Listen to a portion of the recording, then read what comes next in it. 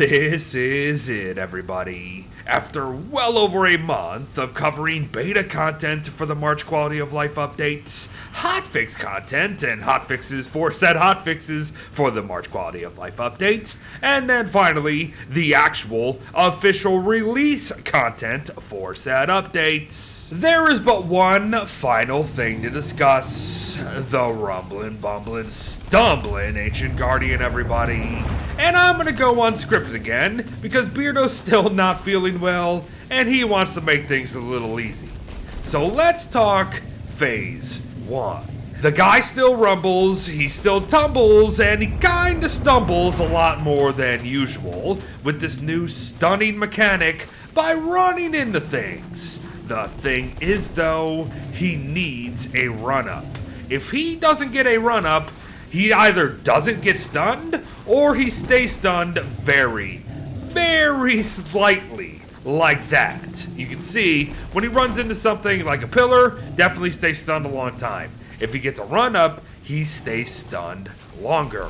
But here's something we haven't really talked about, everybody. What happens when he misses a charge? Well, he has a melee. So kind of following him to do a little kiting pattern that we used to do after his little running mechanic is not exactly a thing anymore. So what's the best way to go about Phase 1 nowadays? Simple. Just run this sucker around town. Keep calling down these blocky ruins, everybody. But mind your noggin. Every time he runs into a ruins pillar nowadays, he also calls down a mini earthquake.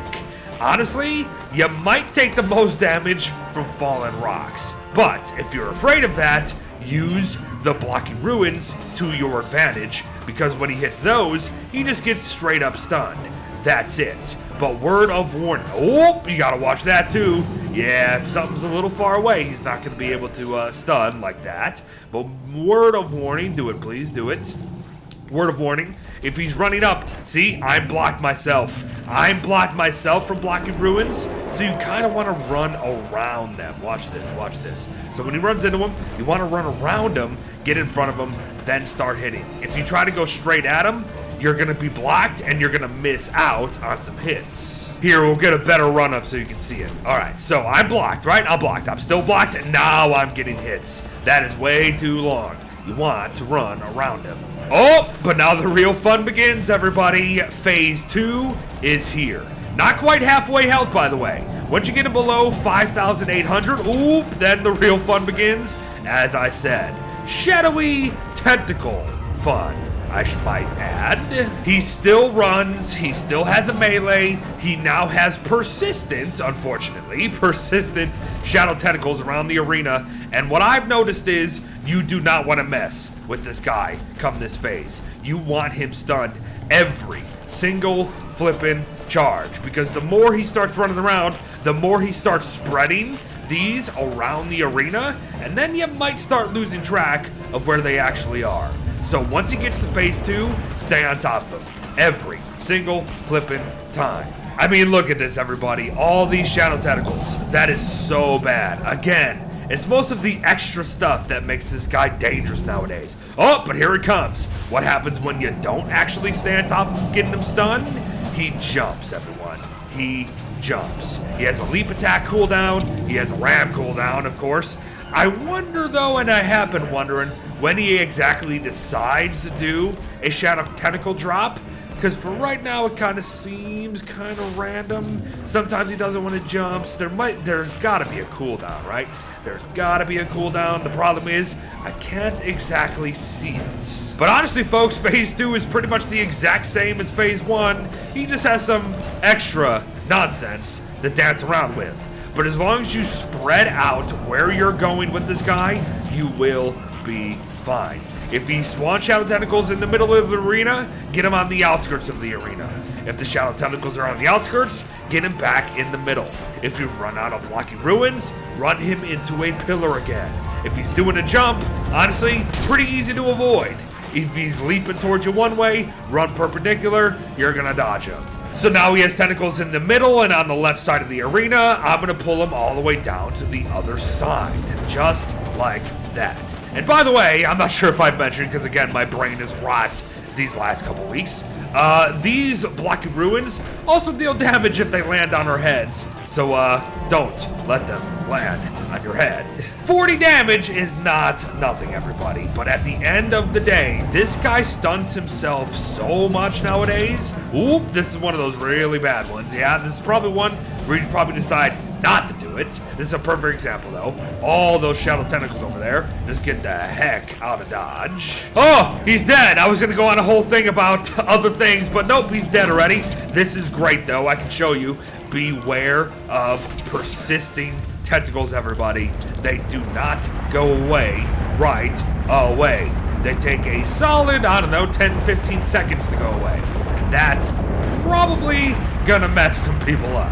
I know, we've kind of talked about this guy a couple times already, and a lot of what I'm saying here today is repeated, but I just wanted to throw out one final video on the content. So let's continue by talking about his new loot tables. For the most part, we will be seeing a lot of what we saw before, but we will also be getting a lot of completed Ancient Pseudoscience Station crafts. So a lot of the staffs, we got Magaluminescences now, sometimes full chest full of a lot of good stuff. Oh yes, just in short, everybody, expect way better loot. And with the fight being easier than ever, because again, at the end of the day, it's as simple as just stunning the guy and just minding where the tentacles spawn, this is well worth it. I mean, just look at this. These are chests full of really good loots. And honestly, I'm pretty sure they removed red and blue gems from the table,